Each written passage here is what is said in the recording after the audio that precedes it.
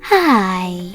In front of me is ZTE Blade A72S, and today I would like to show you how you can change default apps on this device. First of all, you need to open Play Store and simply install your new defaults. I will go with Firefox browser.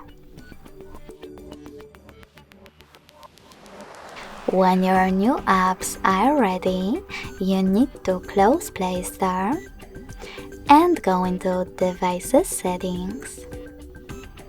After that, scroll down to access Apps section.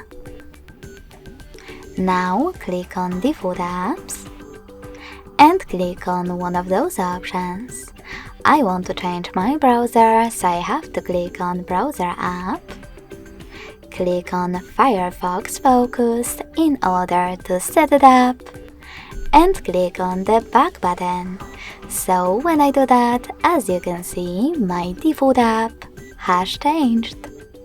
Thanks so much for watching. If you enjoyed this video, smash that like button, comment, and definitely subscribe. Bye!